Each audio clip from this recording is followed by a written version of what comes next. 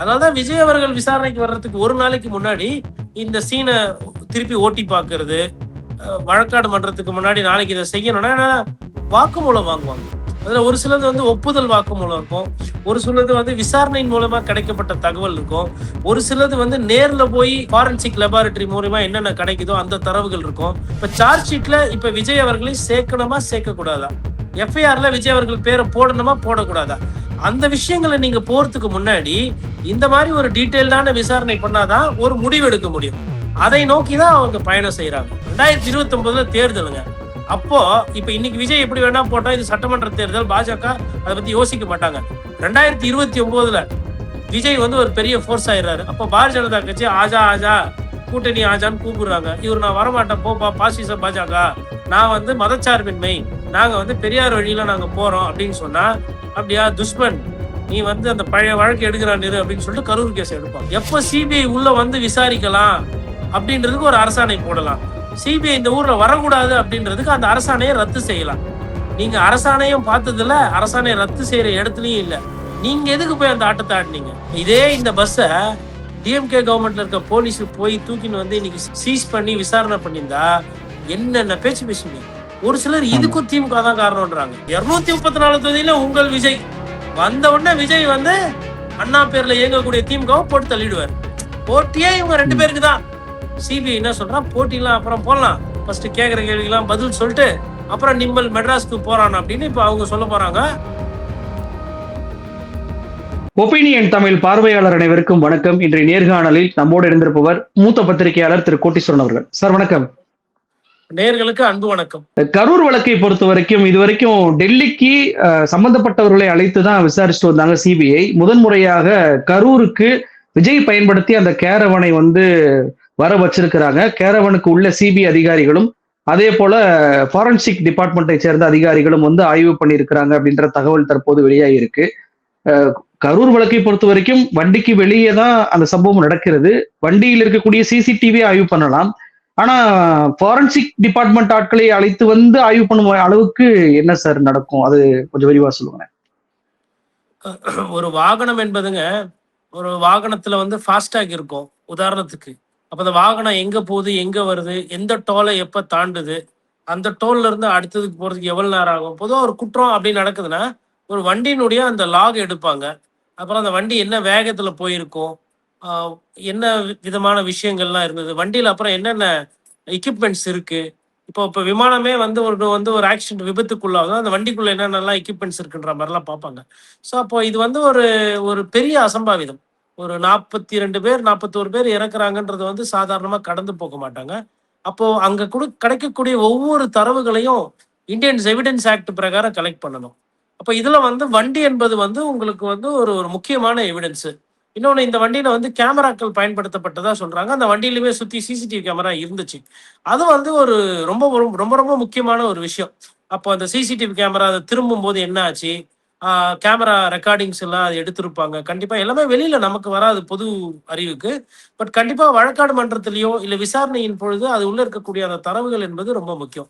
அதனாலதான் வந்து அந்த வண்டியை வந்து கரூருக்கே வர வச்சு பார்க்கும்போது அப்ப அந்த வண்டி எங்க நின்றுச்சு, எதிரில் என்ன இருந்தது, ரைட்ல என்ன இருந்தது, எந்த இடத்துல மக்கள் மயக்கடிச்சு விழுந்தாங்க, அதுக்கு பின்னாடி வந்து அந்த ஸ்டாம் வாட்டர் ட்ரெயின்லாம் ஓப்பனா இருந்ததா, இல்ல அந்த சாலையினுடைய அகலம் என்ன, வண்டியினுடைய அகலம் என்ன, இப்போ அந்த வண்டி இடத்துல நின்று அந்த 2 சைடு எவ்வளவு பேர் இருப்பா. அப்போ ஒரு கணக்கு போடுறதுக்கு ஒரு விஷயத்தை திருப்பி ரீகால் பண்ணி பார்ப்பாங்க. அதாவது அந்த அந்த வண்டியில இப்படி வந்திருக்காரு, இப்போ ஜனங்க நிக்கிறாங்க அப்படின்னும் போது அதெல்லாம் ரீகால், அதாவது சீன் ஆஃப் கிரைம் அப்படின்னு ஆங்கிலத்தில் சொல்லுவாங்க. ஒரு அசம்பாவிதமோ இல்லை ஒரு குற்றமோ ஒரு இடத்துல நடக்குதுன்னா விசாரணை அதிகாரி என்ன பண்ணுவாங்கன்னா அவங்க கிட்ட இருக்க தரவுகள், அவங்க கிட்ட இருக்கிற அந்த ஆட்கள் எல்லாம் கூட்டு போய் அதே இடத்துக்கு திருப்பி கொண்டு போய் என்ன நடந்தது சொல்லுங்க, என்னெல்லாம் ஆச்சு அப்படின்னு சொல்லிட்டு அந்த சீனை வந்து திருப்பி ரீக்ரியேட் பண்ணுவாங்க. அப்ப ரீக்ரியேட் பண்ணி பார்க்கும்போது ஓகே விஜய் இங்க நின்னாரு, அப்ப அங்க எதிரில் அவங்க நின்னாங்க, அவங்க பேசுறாங்க, இவங்க இது பண்றாங்க. இப்போ உதாரணத்துக்கு ஒரு பாட்டில் வந்து தூக்கி போட்ட மாதிரி ஒரு காட்சிகள் பார்த்தோம்.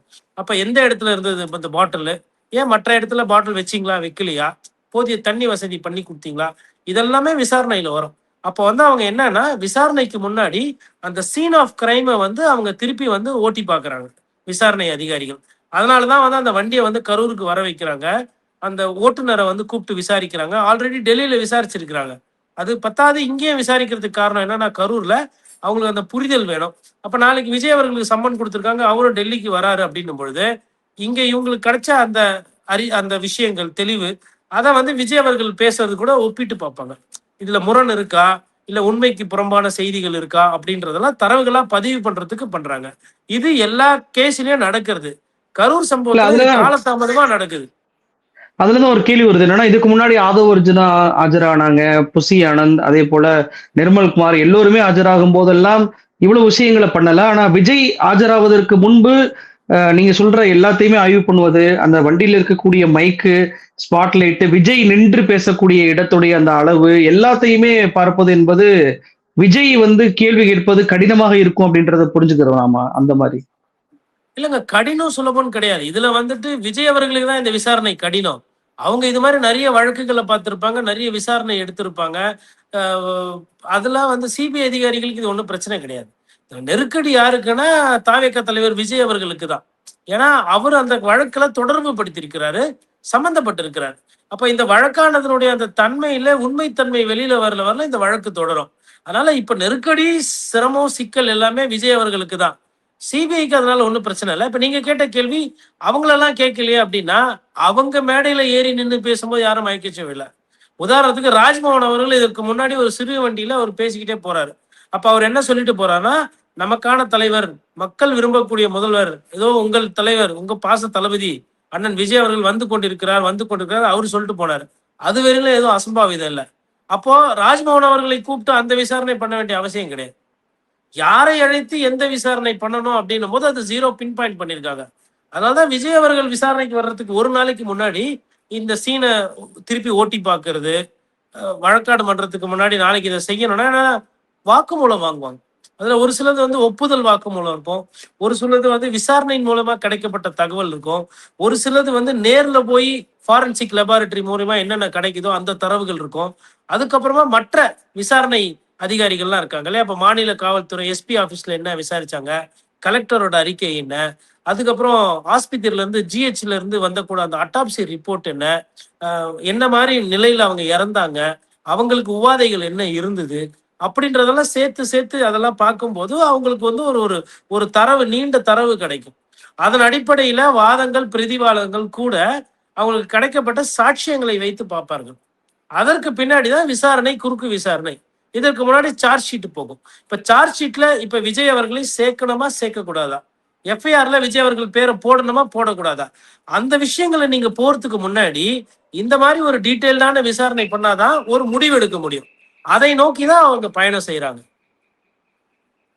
இப்ப 7 மணி நேரம் டிலேவாக வந்தார் விஜய் அப்படின்ற ஒரு குற்றச்சாட்டு அவர் மீது இருக்கும்போது, நீங்க சொன்னது போல வாகனத்திற்குள்ளே நுழைந்து அந்த ஜிபிஎஸ் டேட்டாவெல்லாம் எடுத்திருக்கிறாங்க, எவ்வளவு கிலோமீட்டர் ஓடி இருக்கிறது அப்படின்றதெல்லாம் எடுத்திருக்கிறாங்க. அப்படின்றப்போ இதற்கு முன்னாடி ஒருவேளை ஆதவ் புசி சொன்ன தகவல் முன்னுக்கு பின் முரணாக இருந்தாலோ, அல்லது விஜய் இந்த டேட்டாவை தாண்டி வேறு ஏனும் விஷயத்தை சொன்னாலுமே அவங்களுக்கு அது பிரச்சனையாக மாறிடாதா? கண்டிப்பா அது வந்து எவிடன்ஸ் பிரகாரம் வந்துட்டு உங்களுக்கு கொரலேஷன், அதாவது ஒண்ணுக்கு ஒன் முரணாக போகுது, ஒண்ணுக்கு ஒண்ணு சாத்தியம் இல்லாம, தொடர்பு இல்லாம போகுதுன்னா சட்டத்தின் முன்னால் பெரிய சிக்கல்ல கொண்டு போய் விட்டு விட்டுரும். அதாவது இது வந்து அஜாக்கிரத்தன்மையால நடந்தது, எங்களுக்கு தெரியாது, முன்ன பின்ன அனுபவம் இல்லாம நாங்க பண்ணிட்டோம், நாங்க லேட்டா வந்திருக்க கூடாது, அந்த மாதிரி நீங்க விசாரணையில போனீங்கன்னா பிரச்சனை குறைவு. நான் ஒரு சட்டம் படித்த மாணவனாக, ஒரு வழக்கறிஞராக இதை பதிவு பண்றேன். நீங்க ஒரு உண்மையை மறைப்பதற்கு வேறு இன்னும் 2 3 பொய்கள்லாம் சொல்லிட்டு இதை வந்து நாங்க திமுக வசம் நாங்க திருப்புறோம், செந்தில் பாலாஜி வசம் நாங்க இதை திருப்புறோம் கொள்ற நீங்க ஒரு முடிவு எடுப்பேனால் அரசியல் ரீதியாக அந்த முடிவு வந்து விசாரணை என்பது உங்களுக்கே பாதகமா போய்விடும். ஏனென்றால் இன்றைய தேதியில் நீங்க பாஜகவோட கூட்டணியில் இல்லை. பாஜகவுக்கு உங்களுக்கு இந்த கேஸ்ல உங்களை காப்பாத்தி விடுறதுனால பாஜகவுக்கு என்ன நன்மை? இந்த கேஸ் அப்படியே ஓபன் பண்ணி வச்சா என்னைக்கா இருந்தாலும் விஜயை வந்து போட்டு அவங்க வந்து அவங்களுக்கு ஏத்த மாதிரி யூஸ் பண்ண முடியும். அதாவது கொஞ்சம் கூட ஒரு புரிதலே இல்லாம சிபிஐ விசாரணைன்னா என்னன்னே தெரியாம இங்க லோக்கல்ல, அதாவது நீங்க லோக்கல்ல வந்து இப்போ ஒரு ஒரு உதாரணம் சொல்றேன், இல்ல நடைமுறை சொல்றேன். தமிழ்நாடு போலீஸ் இதை விசாரித்து அந்த விசாரணை மீது உங்களுக்கு நம்பிக்கை இல்லை அப்படின்ட்டு வழக்கெல்லாம் பதியப்பட்டதுக்கு பிறகு கூட நீங்க சிபிஐக்கு போயிருக்கலாம், இல்லை நீதிமன்றத்துக்கு அணுகி நீங்க நாடி இருக்கலாம். ஆனா எடுத்த உடனே எங்களுக்கு இவங்க மேல நம்பிக்கை இல்லைன்னு சொல்லிட்டு நீங்க என்ன பண்ணிட்டீங்கன்னா சிபிஐ கிட்ட போய் மாட்டிக்கிட்டீங்க. உங்களுக்கு கடைசியா எக்ஸ்ப்ளோர் பண்ண ஒரு ஆப்பர்ச்சுனிட்டிய முதல்லயே வந்து ஒரு ஆப்ஷன், அது ஒரு பெரிய அரசியல்ல வந்து அப்படியே கரைச்சி குடிச்சு முடிவெடுத்த மாதிரி சிபிஐல மாட்டி சின்ன பின்னமான ஆளுமைகளே கொஞ்சம் பார்த்துருக்கணும். அதாவது எது எது யாருக்கு தெரியுமோ அதை அவங்கள கேட்டு செய்யணும்னுவாங்க. அதுக்குதான் வந்து அனுபவசாலிகள், அரசியல் ஆளுமைகள், இல்ல அறிவு சார்ந்தவர்கள் கூட இருக்கணும். வெறும் யாரு நல்லா துட்டு நிறைய செலவு பண்ணாங்கன்னு சொல்லிட்டு கூட வச்சுக்கிட்டு நீங்க மாநாடு போட்டு மயிலாடா மாநாடுன்னு சொல்லிட்டு இந்த மாதிரிலாம் பஸ் எடுத்துக்கலாம்னா இந்த மாதிரிலாம் ஆகும். ஏன் அப்படி சொல்றேன்னா, ஒரு பிரச்சனை அப்படின்னும் போது அதை எப்படி அணுகணும், அதை என்ன பண்ணணுன்ற தீர்வு தெரியல. உதாரணத்துக்கு லல்லு பிரசாத் யாதவ் சிபிஐ வழக்குல அன்னைக்கு விழுந்தது ஆர்ஜேடி. இன்னி வெறும் ஆர்ஜேடி கட்சியால எஞ்சிக்க முடியல. பாரதிய ஜனதா கட்சிக்கு சிம்ம சொப்பனமா இருந்த ஒரு கட்சி ஒட்டுமொத்த இந்தியால. மற்ற கட்சிகள்லாம் கூட கொஞ்சம் அங்க இங்க காம்ப்ரமைஸ் பண்ணியிருக்காங்க. ஆனா பாரதிய ஜனதா கட்சி எதிர்ப்புன்றதுல எல்லளவு இம்மி அளவு கூட குறையாத ஒரு கட்சி இந்திய திருநாட்டில் இருக்கும். ஏனால் அது ராஷ்டிரிய ஜனதா தள், லல்லு பிரசாத் அவர்கள் தலைமையில. அவர் இந்த மாட்டு உணவு இதுல வந்து ஊழல் இருந்ததுன்னு சொல்லிட்டு நிறைய ஊழலுக்கு குற்றச்சாட்டுகள்லாம் வந்து அதுல சிபிஐ அழுத்தம், மத்திய அரசோட அழுத்தத்துல அன்னைக்கு மாட்டினவர் இன்னி வரைக்கும் ஏஞ்சிக்க முடியல. இந்த மாதிரி நிறைய எடுத்துக்காட்டு அரவிந்த் கெஜ்ரிவால் அவர்கள் இப்போ சமீபத்துல பார்த்தோம். சிபிஐ என்ன மாதிரியான அழுத்தம் எல்லாம் கொடுத்தது, அமலாக்கத்துறை என்ன மாதிரியான அழுத்தம் எல்லாம் கொடுத்ததுன்றது செந்தில் பாலாஜி தமிழகத்துல பார்த்தோம். அப்படி இருக்கும் பொழுது நாளை பின்ன ஒரு பிரச்சனை 2029 தேர்தலுங்க. அப்போ இப்ப இன்னைக்கு விஜய் எப்படி வேணா போட்டா இது சட்டமன்ற தேர்தல், பாஜக அதை பத்தி யோசிக்க மாட்டாங்க. 2029 விஜய் வந்து ஒரு பெரிய ஃபோர்ஸ் ஆயிடுறாரு. அப்போ பாரதிய ஜனதா கட்சி ஆஜா ஆஜா கூட்டணி ஆஜான்னு கூப்பிடுறாங்க. இவர் நான் வரமாட்டேன் போப்பா பாசிச பாஜக, நான் வந்து மதச்சார்பின்மை, நாங்க வந்து பெரியார் வழியில நாங்க போறோம் அப்படின்னு சொன்னா, அப்படியா துஷ்மன் நீ வந்து அந்த பழைய வழக்கு எடுக்கிறான் அப்படின்னு சொல்லிட்டு கரூர் கேஸ் எடுப்பாங்க. அப்போ உள்ளூர்ல கரூர்ல முடிக்க வேண்டிய ஒரு பஞ்சாயத்தை நீங்க தேவையில்லாம டெல்லியில இதுல எல்லாம் சிபிஐ வரலாம் எடுத்துட்டு போய் விட்டுட்டீங்க. இதுல வந்து எந்த விதமான, அதாவதுங்க இவங்களும் எதிரி தான், அவங்களும் எதிரி தான். திமுகவும் எதிரி தான், பாஜக எதிரி தான். அட்லீஸ்ட் திமுக வழக்கு பண்ணியிருந்ததுன்னா பாஜக என்ன பண்ணும், சரி பாவம் விஜய் திமுக அடிக்குது அதனால நம்ம வேணா சப்போர்ட் பண்ணலான்னு கூட ஒரு நிலைப்பாடு எடுத்திருப்பாங்க. ஆனா நீங்க என்ன பண்ணிட்டீங்க, இப்போ அவங்க கிட்டேயே போய் மொத்தமா உங்க தலையை போய் கொடுத்துட்டீங்க. அவங்க பார்ப்பாங்க, நீ நம்ம வந்து குறை சொல்றான், உங்க ஊர்ல வந்து எனக்கு ஓட்டு கிடைக்க மாட்டேங்குது, நீயே வந்து என்னை வந்து கிண்டல் பண்றான் அப்படின்னு கொஞ்சம் லைட்டா மோடிஜி கோவப்பட்டாருன்னா விஜய்ஜியோட நிலைமை ரொம்ப ரொம்ப மோசங்க. இந்த உண்மை இது இது இது வந்து ஒரு தொலைநோக்கு பார்வையில அரசியல் அனுபவத்தோட பார்த்தா தான் புரியும். நான் என்ன நினைக்கிறேன், சந்தேகப்படுறேன்னா, ஐயா ஆதவர்ஜனுக்கு திமுக மீது பயங்கர கோவம் இருந்ததுங்க. அப்போ ஏன்னா இவர் ஒண்டிதான் அந்த பீரியட்ல டெல்லிக்கு போயிட்டு வந்திருந்தாரு. ஆனா கூடைப்பந்துக்காக தான் அவர் போனதா சொல்லிட்டு இருந்தாரு. மேபி அதனால எதனா வந்து தவறா வந்து இல்ல டெல்லி நல்லா தானே இருக்கு, குழு குழுன்னு வெதர் இருக்கு அப்படின்னு நினைச்சாரா என்னன்னு தெரியல. ஒரு தப்பான பொலிட்டிக்கல் மூவ் அவங்க பண்ணது. அவங்க எஸ்ஐடி கேட்டே போயிருக்க கூடாது. நீதிமன்றத்துக்கிட்ட விட்டுட்டு நீதிமன்ற வழக்கு விசாரணைக்கு நாங்க எங்களை உட்படுத்திக்கிறோம் அப்படின்னு போயிட்டு தமிழ்நாட்டில் இருக்கக்கூடிய நீதி அரசர்களே அவங்க நம்பி இருக்கலாம். ஒன்றும் பிரச்சனை கிடையாது. பொதுவா யார் இதெல்லாம் பண்ணுவாங்க கேட்பாங்கன்னா அரசியல்வாதிகள் கேட்பாங்க. எனக்கு இந்த காவல்துறை மேல நம்பிக்கை இல்லை, அந்த காவல்துறை விசாரிக்கணும், அந்த காவல்துறை மேல நம்பிக்கை இல்லை, இந்த காவல்துறை விசாரிக்கணும். இது அரசியல் ஆளுமைகள் ஏன் பண்ணுவாங்கன்னா, உதாரணத்துக்கு மம்தா பானர்ஜி ஏன் அது பண்றாங்கன்னா, தேவைப்படும் போது ஜியோ மாத்திர சக்தி இருக்கு அவங்களுக்கு. எப்போ சிபிஐ உள்ள வந்து விசாரிக்கலாம் அப்படின்றதுக்கு ஒரு அரசாணை போடலாம். சிபிஐ இந்த ஊர்ல வரக்கூடாது அப்படின்றதுக்கு அந்த அரசாணையை ரத்து செய்யலாம். நீங்க அரசாணையும் பார்த்ததுல அரசாணையை ரத்து செய்யற இடத்துலயும் இல்லை. நீங்க எதுக்கு போய் அந்த ஆட்டத்தை ஆடினீங்க? அதுதான். அப்போ என்ன பண்ணிருக்கலாம், மாநில அரசு விசாரணை பண்ணுது, புஷி ஆனந்த் போன்றவர்களை கைது செய்யறாங்கன்னா இதுல வந்து அரசியல் காழ்ப்புணர்ச்சி இருக்கு, இதை வந்து நாங்க வந்து சிபிஐ விசாரணை கேட்டு அப்புறமா போவோன்னு கூட நீங்க பண்ணிருந்தீங்கன்னா உங்களுக்கு காலதாமதம் கிடைச்சிருக்கும். அதுல ஒரு 6 மாசம் பண்ணோன்னு தேர்தல் முடிஞ்சிருதுங்களா?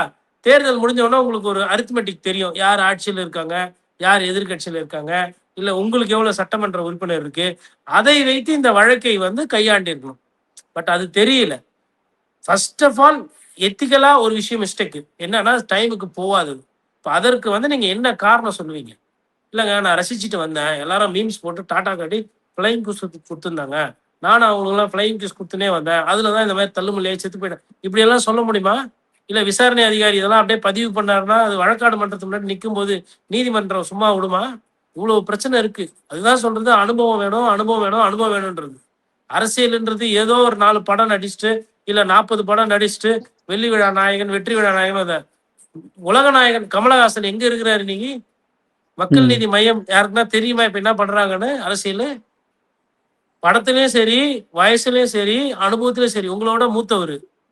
அதுக்கப்புறம் ஐயா சூப்பர் ஸ்டார் ரஜினிகாந்த் என்னென்னமோ பண்ணி பார்த்தாரு, தாமதம் பண்ண கடைசியா ஒரு நாள் சொன்னார் நான் வரேன்னாரு. அப்புறம் அவரே ஒரு நாள் எல்லாரையும் கூப்பிட்டு நல்லா விருந்தெல்லாம் கொடுத்துட்டு நான் கட்சிக்கும் வரல எதுக்கும் வரலன்னு போயிட்டு விலகிட்டார். ஏன் அவங்க அந்த முடிவு எடுக்கிறாங்க? என்ன பிரச்சனை? இது இந்த ஆட்டம் நமக்கு ஆடணும்னா நமக்கு என்னெல்லாம் பண்ணணும்? அதுக்கப்புறம் அண்ணா இருந்தாரு, எம்ஜிஆர் இருந்தாருன்னா அண்ணாவும் எம்ஜிஆர் இந்த மாதிரி கத்துக்குட்டியாக ஒரே தேர்தலில் வந்துட்டு பண்ணாங்க. இன்னைக்கும் வந்து அண்ணாவோட வாக்கியத்தை படத்துல வைக்கிறதுக்கு அஞ்சுறாங்கல்ல. அப்ப எந்த அளவுக்கு நாணம் இருந்திருக்கும், எந்த அளவுக்கு புரிதல் இருந்திருக்கும், எந்த அளவுக்கு பகுத்தறிவு இருந்திருக்கும். ராஜாஜி கூட கத்துக்கினது, பெரியாரை நேசிச்சு பெரியார் மூலியமா கத்துக்கினது, ஐயா காமராஜரோட சண்டை போட்டு அவர்கிட்ட கத்துக்கினது, தம்பிங்க கிட்டயும் கத்துக்கிற ஒரு பக்குவம் ஒரு தலைவனுக்கு, ஒப்பற்ற தலைவனுக்கு இருந்ததுன்னா அது அறிஞர் அண்ணா ஒண்டிதான். அந்த அண்ணா உடனே எல்லாம் ஆட்சியை பிடிக்கல, கஷ்டப்பட்டு வேர்வை சிந்தி ஊர் ஊரா போய் அன்னைக்கு வந்து மொழி போராட்டம் இருந்த போது அவர்களோட ஆதரவான ஒரு நிலைப்பாடு. ஏன்னா அண்ணாவை விட அவர்கள் மூத்தவர்கள். ஏன்னா அந்த தமிழ் உண்டான தமிழ் மொழி போராட்டங்கள் ஆகட்டும், இல்ல இந்தி திணிப்பு எதிர்ப்பு போராட்டம்ன்றது அண்ணா அவர்கள் அதை எடுக்கிறதுக்கு முன்னாடியே அது ஒரு சப்ஜெக்ட், பேசு பொருள். அது அப்ப அதெல்லாம் பார்த்துட்டு தான் வராங்க. அதனாலதான் அவங்க அனுபவசாலி. அதனாலதான் அவங்க ஏடா கூடமா எங்கேயும் போய் சொருவல. அண்ணா மீது இன்னைக்கும் வந்து ஒரு மிக மோசமான ஒரு வழக்கம் இல்ல வந்து ஒரு ஒரு அண்ணா சம்பாதிச்சாரு, அண்ணா ஊழல் குற்றசாலி, அண்ணா குடும்ப அரசியல் பண்ணாரு, அண்ணா இதற்கு எதிரானவர், அது மாதிரி கிடையாது. அப்ப எவ்வளவு ஒரு தொலைநோக்கு பார்வை இருந்திருக்கும் பாருங்க. இதெல்லாம் தான் ஒரு கட்சிக்கு அடிப்படை. அப்படி அந்த தொலைநோக்கு பார்வையெல்லாம் போடப்பட்டதுனால்தான் அந்த கொள்கை ஈர்ப்பு என்பது இன்னைக்கும் திராவிட முன்னேற்ற கழகத்துக்கு நல்லா இருக்கு. இப்ப நாளைக்கு ஓபிஎஸ்ஏ கோச்சிக்கிட்டு போயிட்டு திமுக சேர்ந்துட்டா கூட என்ன சொல்றாரு? ஒண்ணு அண்ணாவோட பெயர்ல வந்த திமுக அண்ணா திமுக, இன்னொன்னு அண்ணாவே உருவாக்குன திமுகன்னு சொல்லிட்டு போயிருவாங்க. அப்ப எந்த அளவுக்கு ஒரு ஒரு சேஃப்டி பேலன்ஸ் போட்டு கொடுத்துருக்கிறாரு பாருங்க. இதுதான் அந்த அந்த புரிதல் என்பது. இங்க என்ன விஜய் அவர்களுக்கு சிக்கல்னா, தன்னை சுற்றி இருப்பவர்கள் விஜய்க்கு நல்லது செய்யறோம்னு சொல்லிட்டு கெட்டது நிறைய செஞ்சிருக்காங்க. அண்ணா நீங்களே தனியா மாசா வந்துருவீங்க, நீங்களே தனியா பக்கா மாசா வந்துருவீங்க, தனியா லீடரா வந்துருவீங்க. ஒரு காலத்துல நாம் தமிழர் கட்சி சீமானோட நட்பு பாராட்டிட்டு இருந்தாங்க. அதுக்கப்புறம் அண்ணன் தம்பியா தான் புழங்கினாங்க. அப்புறமா என்னன்ட்டாரு ஒரு நாள் திடீர்னு சீமான் அண்ணன், நீ லாரியில் அடிபட்டு நடு ரோட்ல செத்து போயிருவ அப்படின்ட்டாரு தம்பியா. அப்போ என்ன நடந்தது? அப்ப உங்களுக்கும் முதலமைச்சர் அவருக்கும் முதலமைச்சர்னோட அதை பிரிக்கிறதுல பிரச்சனை, அது ஒரு சண்டை. சரி, அது போச்சு. அதுக்கப்புறம் வேற எதனா கட்சி, அமமுக இருக்கு, ஐயா ஓபிஎஸ் இருக்காங்க, அதெல்லாம் இருக்காங்க. ஆனா ஒரு செங்கோட்டையன் வந்து சேர்ந்த உடனே நீங்க என்ன பண்ணீங்க? பா, எம்ஜிஆர் காலத்து ஆட்சி வந்துட்டாரு, ஆள் வந்துட்டாரு. இப்ப அந்த பில்டு பண்ணிட்டு வந்த பர்செப்ஷன் எல்லாம் ஒரு சிபிஐ சம்பந்தத்தோட போயிச்சா. அதனாலதான் இந்த ஊடகத்துல பேசி வர வைக்கிறது, சமூக ஊடகங்கள்ல வந்து அது ஒரு பேசு பொருளாக்குறது, இளைஞர்கள் வந்து லைக் பண்றது, வைப்ஸ் பண்றதெல்லாம் அது வந்து ஒரு மாயை. கட்சி என்ன, கட்டமைப்பு என்ன, தொண்டர்கள் எவ்வளவு, வாக்காளர் மனநிலையில நீங்க போயிருக்கீங்களா, மக்களோட அனுதாபத்தை பெற்றிருக்கீங்களா, மக்கள் கூட பழகினீங்களா, அவங்களோட நல்லது கெட்டதுக்கு நீங்க கூட நின்னீங்களா, அவங்களோட தேவைகளை பேசினீங்களா, அவங்களுக்கு அநீதி நடக்கும்போது குரல் கொடுத்தீங்களா, இவ்வளவு விஷயம் இருக்கு. நான் பாட்டு பாட்டேன், திமுக தலைவர் ஸ்டாலின் அவர்களை நான் விமர்சனம் பண்ணிட்டேன், முதலமைச்சர் குடும்பத்தை நான் விமர்சனம் பண்ணிட்டேன். என்ன அரசியல்? திமுக தீய சக்தி, இவ்வளவுதான். இதோட அந்த சாப்டர் முடிஞ்சிச்சு. இதற்கு இந்த மாதிரி அரசியல் பண்ணா இது மாதிரி இப்ப பாருங்க, இப்ப அட்லீஸ்ட் திமுகவே திட்ட முடியுதுங்க. பிஜேபி பத்தி வாயை திறக்க மாட்டேன்றாங்க. தாவேக்கான எதனா ஒண்ணு சொல்லணும்ல, கருத்து சொல்லணும்ல, ஒண்ணுமே சொல்றது இல்ல. இதே இந்த பஸ்ஸ டிஎம்கே கவர்மெண்ட்ல இருக்க போலீஸ் போய் தூக்கின்னு வந்து இன்னைக்கு சீஸ் பண்ணி விசாரணை பண்ணியிருந்தா என்னென்ன பேச்சு பேசுங்க. ஒரு சிலர் இதுக்கும் திமுக தான் காரணம்ன்றாங்க. இப்ப திமுகன்றது ஒரு கட்சி, அந்த கட்சி தாவேக்கான்ற இது ஒரு பெரிய கட்சி, இது ஒரு சிறிய கட்சி. இதுவும் தமிழகத்துல இருந்து வந்த கட்சி தான், தாவேக்காவும் தமிழக கட்சி. இந்த திமுகன்ற கட்சி தாவேக்கான்ற கட்சி எதனா பண்ணிச்சா? உங்களுக்கு அப்ப புரியல ஒரு கட்சியை எப்படியா பார்க்கணும். அதாவதுங்க, விஜய் அவர்களுக்கும் உதயநிதி ஸ்டாலின் இருக்கிறதும் கருத்து வேறுபாடு, தனிப்பட்ட சண்டை. திமுகன்றது ஒரு கட்சி, தாவேக்கான்றது ஒரு கட்சி, அண்ணா திமுகன்றது ஒரு கட்சி. அப்ப ஒரு கட்சியோட நீங்க சண்டை போடும்போது கட்சிக்கு கட்சி, பூத்துக்கு பூத்து, வாக்காளருக்கு வாக்காளர், வேட்பாளருக்கு வேட்பாளர், அப்படிதான் சந்திக்கணும். 234 தொகுதியில உங்கள் விஜய் வந்த உடனே விஜய் வந்து அண்ணா பேர்ல இயங்கக்கூடிய திமுகவை போட்டு தள்ளிடுவார். போட்டியே இவங்க 2 பேருக்கு தான். சிபிஐ என்ன சொல்றான், போட்டிலாம் அப்புறம் போடலாம், ஃபர்ஸ்ட் கேட்கிற கேள்விக்கெல்லாம் பதில் சொல்லிட்டு அப்புறம் நிம்மல் மெட்ராஸ்க்கு போறான் அப்படின்னு இப்ப அவங்க சொல்ல போறாங்க. ஒரு கஷ்டம் தான். ஆனா உண்மையிலே விஜய் அவர்களை பார்க்கும்போது எனக்கு வந்து இந்த நேரத்தில் ஒரு வருத்தம் தான். ஏன்னா எந்த நிலைப்பாடும் இல்லாம ஒரு ஒரு பூரா அமைதியான ஒரு சூழலுக்கு ஒரு கட்சி போறதுன்றது அந்த தொண்டர்களோட மனநிலை எண்ணி பார்க்கணும். எல்லா கட்சியிலையும் வந்து கூட்டணின்றாங்க. பேசுங்க சார். கூட்டணின்றாங்க, வேட்பாளர் தேர்வுன்றாங்க, ஏதோ சொல்றாங்க. ஆனா இங்க வந்து சிபிஐ விசாரணை, படம் ரிலீஸ் ஆகல. இப்போ இதெல்லாம் ஒரு ஒரு விதமான அழுத்தம் தான். இது இவரா அவருக்கு வர வச்சுக்கிட்டது தான். நிகழ்ச்சியில் கலந்து கொண்டு பல்வேறு தகவலை நம்ம நேட்ட பகிர்ந்துட்டீங்க. ரொம்ப நன்றி சார். நன்றிப்பா.